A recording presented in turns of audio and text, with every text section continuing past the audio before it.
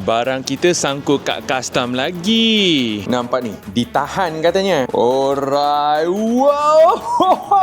Alright, akhirnya sampai juga barang yang kita beli dekat JP Fans. Korang kena ingat ya, kalau korang beli mana-mana barang online kat luar negara, kalau barangnya lebih dari 500, korang kena bayar cukai. Pasal tu lah kita punya barang kena tahan. Alright, tanpa melengah-lengahkan masa, kita tengok dululah apa yang kita dapat kat dalam. Tak pasal-pasal ada damage ke apa, kita tak tahulah ya, kita kena check lah kan. Sebab sekarang saya belum check lagi dah barang kita ni. Alright. Wow.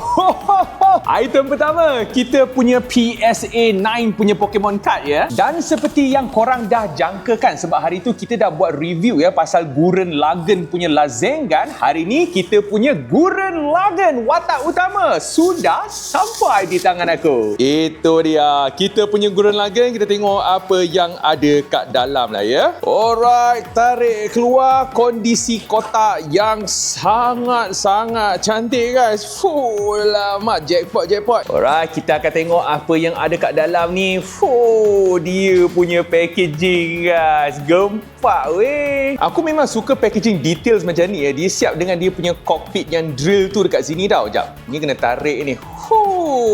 Korang cuba tengok guys, aksesori gerudi dia tu. Fuh, lama. Cuba tengok condition finishing plastik dia tu. Memang lawa guys. Macam kereta pula ya dia punya finishing tu. Untuk info JP Fans ni, korang boleh rujuk di bio saya. Memang sangat puas hatilah dengan pembelian JP Fans ni. Kalau korang nak saya cuba dalam platform apa lagi, bagi tahu saya dalam ruang komen. Saya akan testingkan lah untuk korang. Jadi sampai di sini saja video kita. Kita jumpa lagi di video yang baru.